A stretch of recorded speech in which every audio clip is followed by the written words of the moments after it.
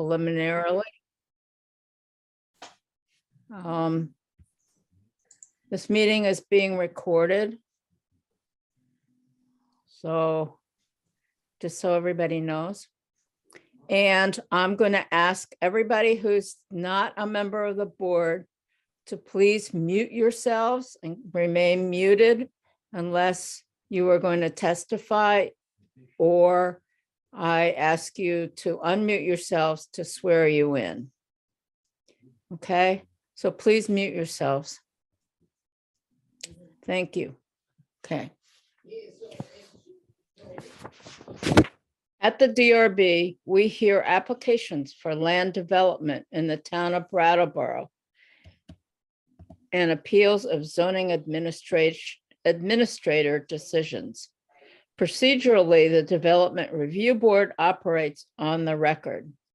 Broadly, this means we take a clear record of testimony from the applicant and any interested parties, and then issue a written decision with our findings. Applicants and members of the public should be aware that as we are on the record, this is your opportunity to comment on and provide evidence relating to an application. In the event our decision is appealed to the environmental court, the court will not take or consider additional testimony at its hearing, but will look at the evidence from our hearing, the regulations, and determine if the evidence supports the findings and decisions of this board. Only interested parties that participate in this hearing may appeal a decision made by the board. So I strongly encourage all of you to speak up at this meeting. As we are on the record, I'm going to ask that you affirm that your testimony be truthful. So will applicants please unmute your applicants and any interested parties that are going to testify, please unmute yourselves. Brian, do you have to be sworn in? Where's Brian? Yeah, let's do that just for safety's sake. Okay. So applicants and anyone wishing to speak to an application, please affirm the following. I hereby affirm that the evidence I give in the cause under consideration shall be the whole truth and nothing but the truth under the pains and penalties of perjury. Can you please say, I do?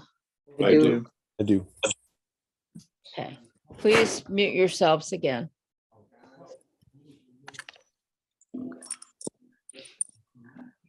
Applicants require a majority vote of the full board to succeed.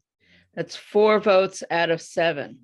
So you have to, there are 4 of us present right now. Excuse me, there are 5 of us present. So you need to convince at least 4 of us to vote in favor of your application. Since we don't have a full board present. I'm here. Thank you, Catherine. Sorry I'm late. I'm speaking right now, Catherine. Applicants require a majority of the full board to succeed. That is 4 votes out of 7.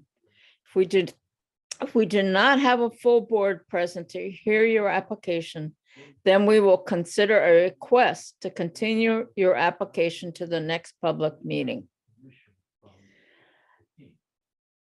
After taking testimony, the board will close the public hearing and may vote on your application.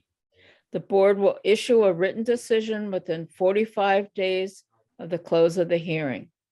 While we may vote on an application, it is the written decision that controls the timeline for appeal. It should be noted that the town of Brattleboro is a party with an interest in land development applications. The town does not have a special status before this board. Documents provided to the board by the town planning department, town attorney, or other town departments will be considered in exactly the same way as information from the applicant and all other interested parties. So if anybody hasn't, the two applications, if you feel that things are not going to go your way just by listening to the discussion, you can ask to have it continued to the March meeting.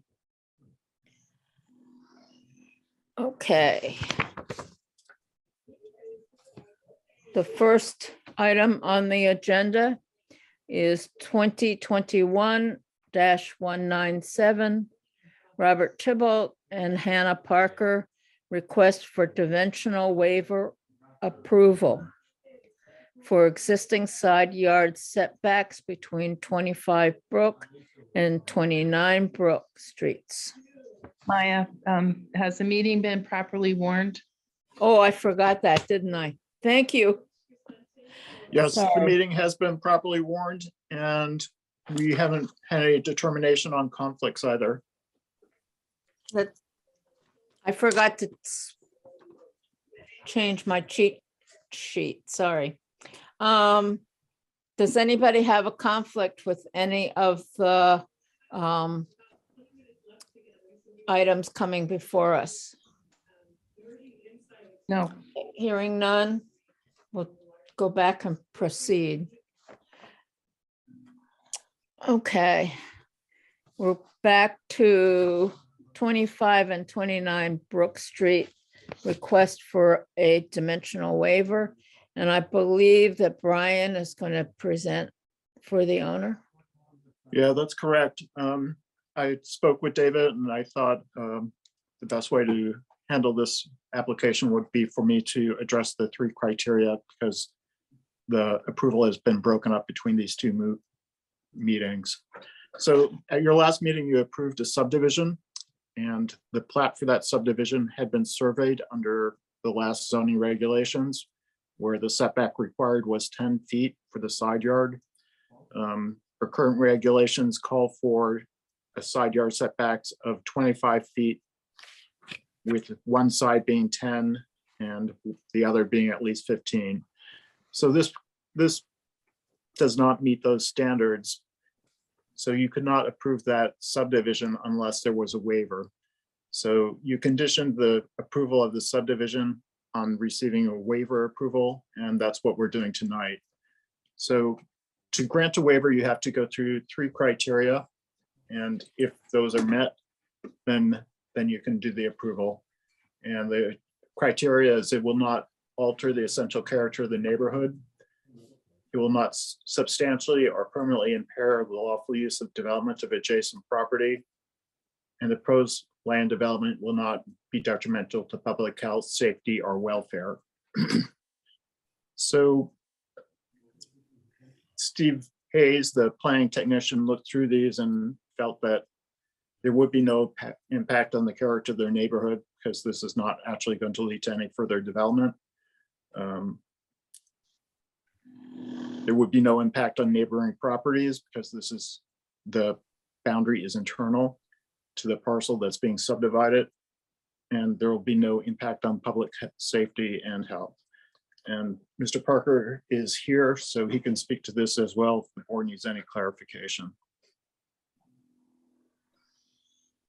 Is there something additional I should add? If the Not board has unless somebody on questions. the board has any questions, okay? Yep. Yeah, okay. So I'd like to point out that remind you, I guess, that this is an established neighborhood already.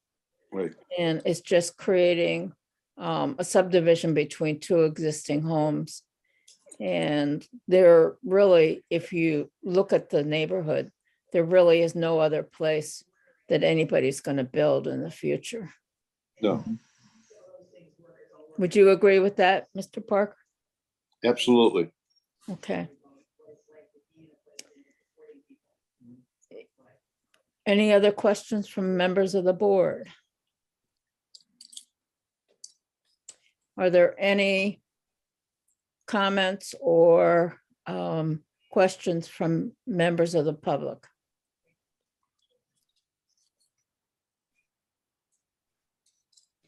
Catherine. Just one question, Brian, when you were saying that the planning, Steve went and checked out all of this criteria and they met all the proper criteria. Whatever. Steve went that through them correct, and I Brian? went through them independently, and we both felt that they are met, and this is what we're suggesting to the board. Oh, okay. And I, Just for and your I can tell you consideration. that I have been to that neighborhood. I've looked at it Okay. and I think it meets the criteria. Okay. I just wanted Brian to clarify that. That's all. So is there a motion? Maya, Nora. I recall that we asked for an easement and an agreement on the parking Right. on this property. And that we gave Brian, I think we gave Brian administrative control over that, right? Yes. Yeah, and it was placed as a condition on the subdivision approval, and it's a condition that's also, I believe, on the draft decision for tonight's meeting. Okay, so that continues that oversight. Yes, Okay. yes, it is a condition on the draft decision. So I make a motion that we approve this application with the conditions that we've stated. Is there a second to the motion? Oh, second. Okay, it's been moved and seconded that we approve the dimensional waiver for 25 and 29 Brook Street. I'm going to call the people's names. Is there any further discussion before we vote? Okay. Catherine, Yes. Michael, Yes. Dan, Aye. Nora, Yes. and I'll vote yes. So that's 5-0. And the waiver is approved. Thank you very much, Mr. Parker. Thank you too. Thank you, Brian. Dan, did you have a question? No, just a Zoom thing, I think. Oh, okay. Just a, thumbs up. Yay! Sorry, I'm not tracking very well tonight. I just, I think I'm tired. The next item on the agenda is 2021-201. And Jesse Kayan for Earthbridge Community Land Trust.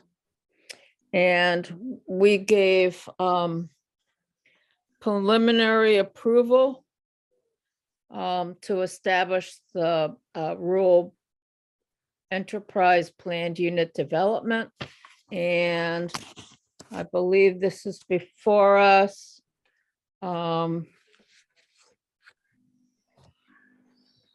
To discuss the conditions that we put on the property before we gave final approval. And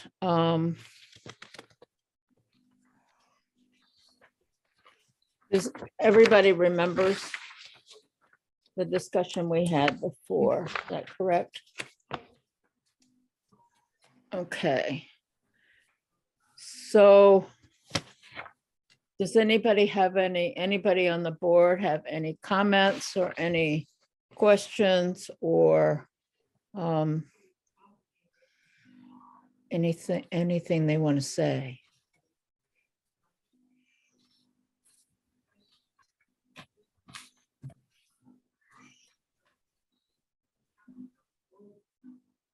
Everybody's happy with the information that we've received?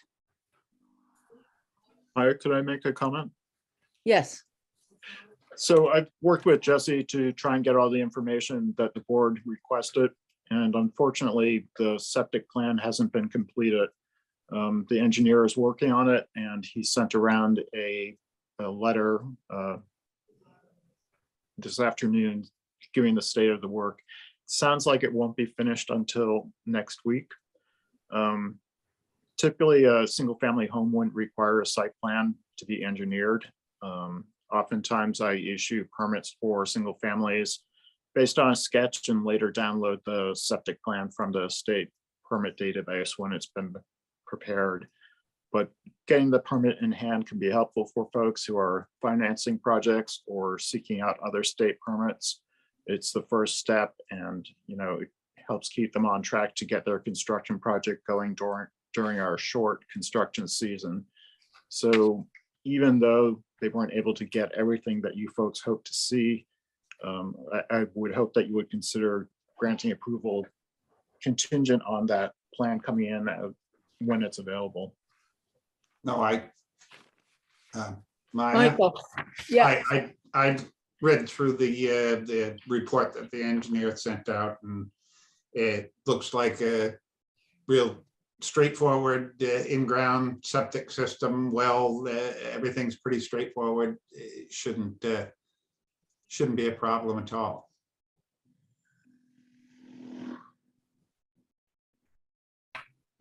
are there any comments, other comments or questions from the board? I guess I'm sorry. Catherine, yeah, I'm Go a ahead. little bit confused because I thought we had asked for a site plan.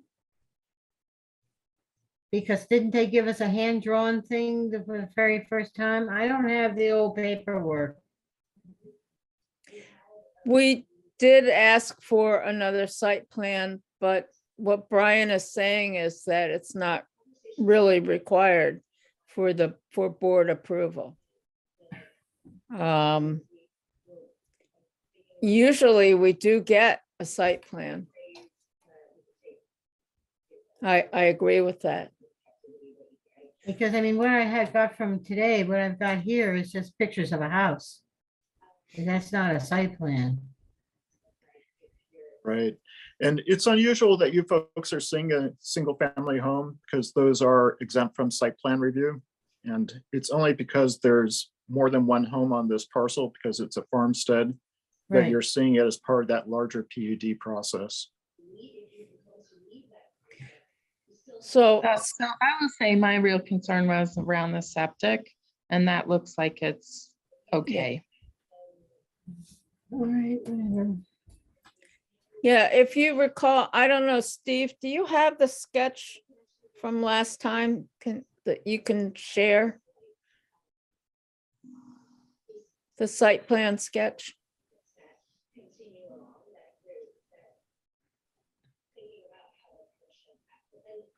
Are folks seeing this?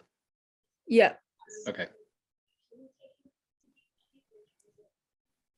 so you can see the existing road and the new driveway, where the house is going to be sited and where the leach field is going to be on the drawing.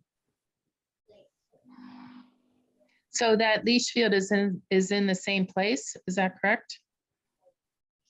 Or this, yeah, leach field, okay. So the location of the leach field hasn't changed. Is that true, Jesse? Yeah, so this apologetically informal sketch, it was drawn after the engineer did the test pits and marked things out and did the soil analysis and made a plan for where the septic and leach field will go. So nothing has changed. What we're waiting on is the formal survey, and that's the part that's just taking longer than we had hoped. And they were out there today doing it. They can only do it when the temperature is above freezing. So we've been waiting on that, and they got most of the way through it today, and we'll be back tomorrow to finish. But nothing has changed since this was drawn, or will change. What will happen is they will have a formal drawing with a much nicer picture. But this was my rendition of what Alan McBain is drawing up with his GPS. Does that answer your question, Nora? Yep, yep. Does anybody else on the board have any other questions?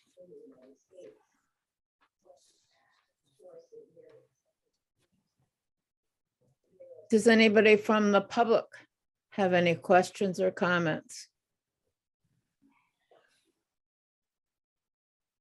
I think you can stop sharing, Steve.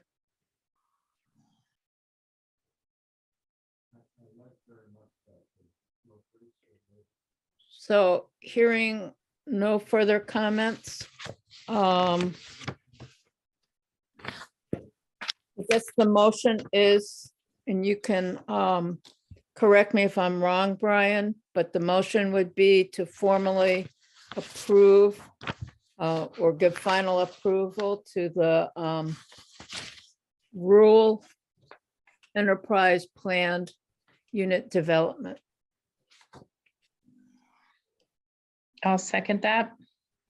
I can't make the motion, so. Okay. Somebody can just say that they move what I just said. All right, I'll move what Maya just said. Is there I'll a second? Second. Okay, I'm gonna call out our names again. Catherine, Yes. Dan, Yes. Nora, Yes. Michael, Yes. Maya, yes. Okay, it's approved 5-0. And if there's no further business to come before the board, I'll ask for a motion to adjourn. Maya, just a quick question. It looks like things are getting better COVID wise. Does the board want to consider going back to live meetings for March, or would you like to wait for another month to see that things are in fact better? Catherine, you have an idea on this one? No, I don't want to go away from Zoom, sorry. We can, I would go ahead and stick around at home for another month. I'd prefer in person, but can deal. Dan, Likewise, I would prefer in person, but Zoom is obviously, very, I'm okay with Zoom. okay, so I think maybe one more month and we'll see how it goes. Yeah, we'll See if any more variants pop up or anything. yeah, how the next one is. What? Don't say that. Yeah, so we'll return to this question after our next meeting and see how things are going. Okay. Great. Is there any other business? Okay, is there a motion to adjourn? We have I a would quick like to make meeting. a motion to adjourn. Is there a second? I'll second. It's been moved and seconded that we adjourn, and we have a very quick meeting. Everybody in favor, please say aye. Aye. Aye. Okay, we'll see you next month, where I don't think we have this short a meeting. Wow. Good luck, Jesse. Thank you so much. Thank you so much. Have a good night. Good night. now. Night. Good night.